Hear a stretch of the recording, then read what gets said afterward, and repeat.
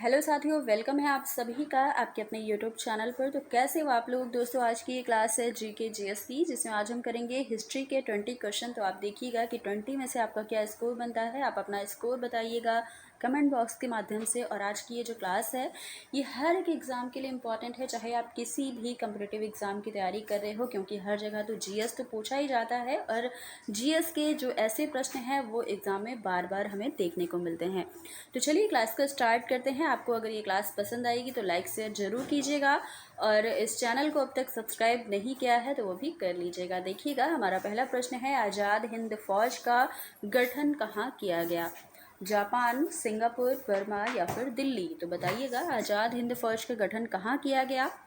देखिए, सुभाष चंद्र बोस जी ने वर्ष 1943 में सिंगापुर में भारतीय सैनिकों को संगठित करके आज़ाद हिंद फौज का नेतृत्व किया था। तो ऑप्शन नंबर बी हमारा बिल्कुल सही आंसर हो जाएगा, सिंगापुर। और कब ये हुआ, तो 1943 में आज़ाद हिंद फौज का गठन माना जाता है। तो ऑप्शन बी हमारा आंसर हो जाएगा। अगला प्रश्न है, भारतीय विदेश नीति किन सिद्धांतों पर आधारित है। गुटनिरपेक्षता, पंचशील, शांतिपूर्ण सहअस्तित्व या फिर उपयुक्त सभी। तो भारतीय विदेश नीति जो थी ये हमारे गुटनिरपेक्षता, अन्य राष्ट्रों से मैत्रीपूर्ण संबंध बना रहे, पंचशील और शांतिपूर्ण सहअस्तित्व, इन सभी सिद्धांतों पर पूर्णतः आधारित थी। तो ऑप्शन नंबर डी हमारा उपयुक्त सभी ये हमारा आंसर हो जाएगा। अगला प्रश्न है, गुट निरपेक्षता का क्या उद्देश्य है। अंतर्राष्ट्रीय राजनीति में तटस्थता या फिर अंतर्राष्ट्रीय राजनीति में दोनों गुटों के साथ रहना, या अंतर्राष्ट्रीय राजनीति में दोनों गुटों से अलग रहते हुए शांति और न्याय का समर्थन करना, या फिर उपयुक्त में से कोई भी नहीं, यानी कि इनमें से कोई भी ऑप्शन सही नहीं है। आपको बताना है क्या उद्देश्य है गुट निरपेक्षता का। देखिए, गुट निरपेक्षता का अर्थ है अंतर्राष्ट्रीय राजनीति में दोनों ही गुटों से अलग रहते हुए विश्व शांति, सत्य और न्याय का समर्थन करना। तो ये तो इसका अर्थ हो गया। तो ऑप्शन देखिएगा, ऑप्शन में हमारे ऑप्शन नंबर सी में दिख रहा है ये आंसर, जो कि हमारा करेक्ट आंसर हो जाएगा। और गुट निरपेक्षता का उद्देश्य सैनिक गुटबंदियों से दूर रहना था। तो ये उद्देश्य आपको अच्छे से ध्यान रखना है।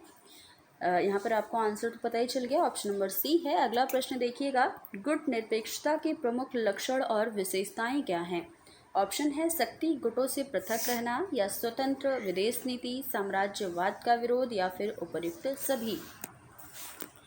गुट निरपेक्षता के जो भी प्रमुख विशेषताएं हैं वो यहाँ पर दी गई हैं। देखिएगा, शक्ति गुटों से पृथक रहना, स्वतंत्र विदेश नीति, शांति और सद्भावना की नीति, उपनिवेशवाद, साम्राज्यवाद, इन सभी का विरोध करना, तथा विकासशील नीति का अनुसरण करना। ये सारी विशेषताएं हैं गुट निरपेक्षता की। तो ऑप्शन नंबर डी हमारा करेक्ट आंसर हो जाएगा। अगला प्रश्न है, गुट निरपेक्ष आंदोलन की स्थापना कब की गई। भाई देखिएगा, ऑप्शन तो दो ही दिए गए हैं और इसी में से आपका आंसर जो है वो इसी में छिपा हुआ है। गुट निरपेक्षता आंदोलन की स्थापना जो हुई है वो वर्ष 1961 में हुई है। तो ऑप्शन नंबर ए हमारा बिल्कुल सही हो जाएगा।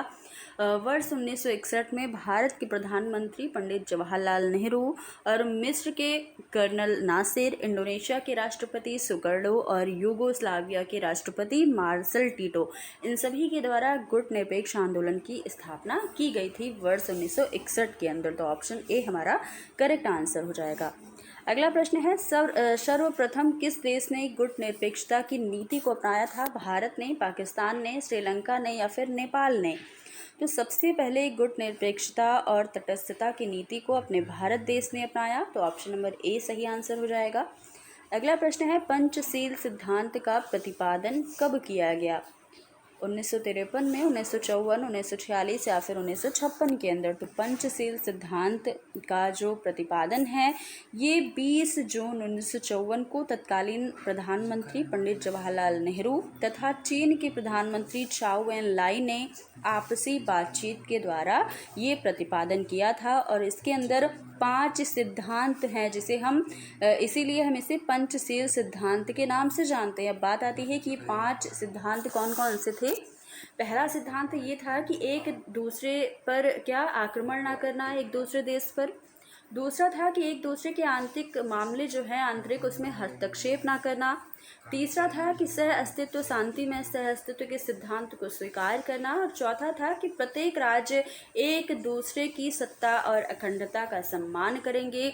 और पांचवा क्या था कि एक दूसरे के साथ समानता, पारस्परिक लाभ और सिद्धांतों के आधार पर संबंध को स्थापित करना। तो ये पांच सिद्धांत थे जिसे हम पंचशील सिद्धांत के नाम से जानते हैं। तो आंसर हमारा ऑप्शन नंबर बी हो जाएगा।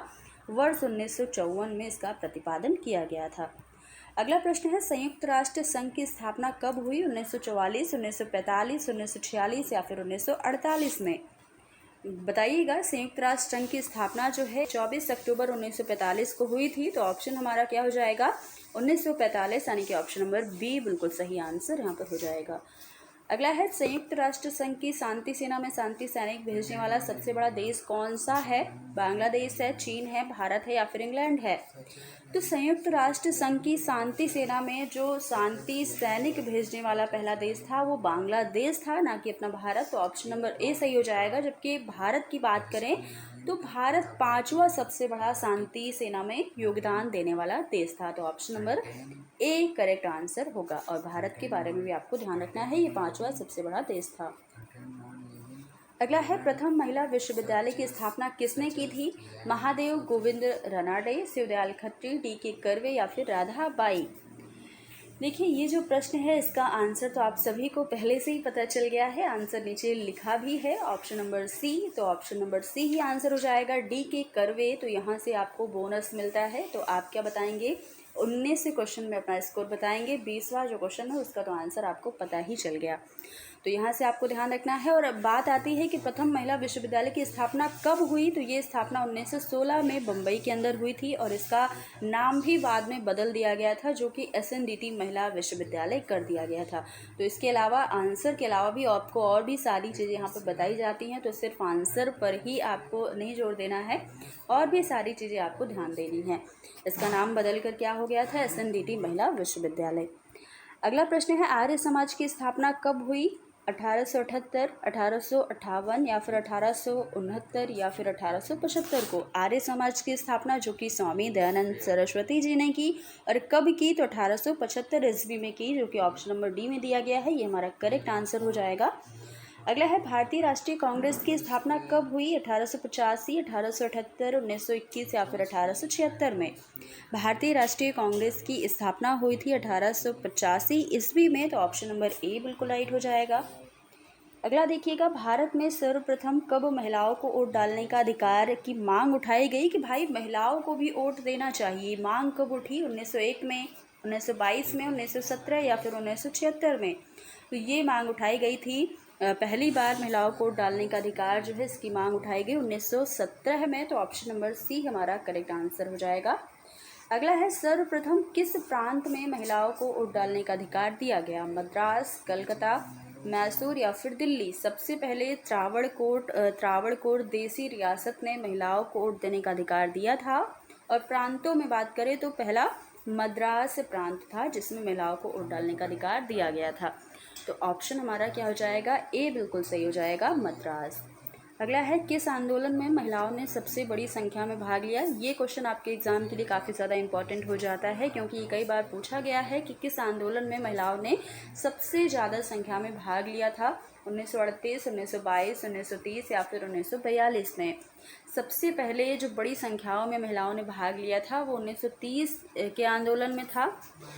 देखिएगा, 1930 में महिलाओं ने नमक आंदोलन में सबसे बड़ी संख्या में भाग लिया था। तो ये आंदोलन कौन सा था? नमक आंदोलन था। यहाँ पर गांधी जी ने लोगों से प्रार्थना की और खुद ही नमक बनाकर नमक कानून को तोड़ा था। ऑप्शन हमारा बी राइट होगा, 1930। अगला देखिएगा, अगला प्रश्न है सती प्रथा को कब कानून के माध्यम से समाप्त कर दिया गया? 1888, 1854, 1829 या फिर 1912? सती प्रथा को कब समाप्त किया गया था? तो कब किया गया था? 1829 ईस्वी में किया गया था सती प्रथा को एक कानून के माध्यम से। तो ऑप्शन नंबर सी हो जाएगा, 1829 ईस्वी। नेक्स्ट क्वेश्चन क्या है? राष्ट्रीय महिला आयोग का गठन कब किया गया? वर्ष 1988, 1991, 1978 या फिर 92 में? राष्ट्रीय महिला आयोग का गठन किया गया था वर्ष 1992 में, जिसने महिलाओं के अधिकारों का संरक्षण और उनके सशक्तिकरण को बढ़ावा देने का काम किया था। तो ऑप्शन नंबर डी सही आंसर होगा। अगला है, भारत के किस धर्म में बहु विवाह का प्रचलन है? मुस्लिम समाज में, हिंदू समाज, पारसी समाज या सिख समाज में? मुस्लिम समाज में विवाह एक समझौता होता है जिसमें पति को एक से अधिक पत्नियां रखने का अधिकार होता है। तो मुस्लिम समाज में बहु विवाह का प्रचलन है। इसमें क्या होता है, पति एक पत्नियों से ज़्यादा पत्नियां रख सकता है, उसको यह अधिकार प्राप्त होता है। तो ऑप्शन नंबर ए हमारा सही हो जाएगा। अगला है, शारदा एक्ट कब पारित किया गया? वर्ष 1902, 1929, 1829 या फिर 1978 को शारदा एक्ट पारित किया गया था। लड़की का विवाह उसके युवा होने से पहले ही कर देने को नियंत्रित करने के लिए, पहले उसका एज नहीं होती थी उसकी, पहले ही विवाह कर दिया जाता था। तो इसी को नियंत्रित करने के लिए 1929 ईस्वी में शारदा एक्ट बनाया गया, ताकि ये जो बाल विवाह हो रहे थे वो ना हो सके। और यह अधिनियम अप्रैल 1930 से लागू हुआ था। बनाया कब गया था? 1929 में, जबकि यह लागू तो 19 अप्रैल 1930 में। और इस कानून के अनुसार विवाह की जो न्यूनतम उम्र है लड़कियों की वह 14 तथा लड़कों के लिए 18 वर्ष तय की गई। तो ये सारी चीज़ें आपको ध्यान रखना है। ऑप्शन बी करेक्ट आंसर होगा। अगला है, हिंदू उत्तराधिकार अधिनियम कब पारित हुआ? 1951, 1948, वर्ष 1956 या फिर वर्ष 2000 में? वर्ष 1956 ईस्वी में हिंदू उत्तराधिकार अधिनियम पारित हुआ था, जो कि ऑप्शन नंबर सी में दिया गया है। 1956 ये करेक्ट आंसर होगा। तो दोस्तों, ये थे आज के हमारे 20 क्वेश्चन, जिसमें से एक का तो आपको बोनस मिला ही है। बाकी 19 क्वेश्चन में आपको बताना है कि क्या आपका स्कोर बना, कितने क्वेश्चन आपके सही हुए। आखिर में मुझे लगता है कि सारे क्वेश्चन आपके सही हुए होंगे, एक दो क्वेश्चन को छोड़ करके, क्योंकि सारे क्वेश्चन ऐसे हैं जो आपको बार बार एग्जाम में देखने को मिलते हैं और काफ़ी ईजी भी थे। तो अब बताइएगा आपको ये क्लास कैसी लगी। अगर आपको ये क्लास अच्छी लगी तो लाइक शेयर कर दीजिएगा, और चैनल को अब तक सब्सक्राइब ना किया हो तो चैनल को सब्सक्राइब भी ज़रूर कर लीजिएगा। फिर मिलते हैं अगली क्लास में कुछ नए प्रश्न के साथ। तब तक के लिए धन्यवाद।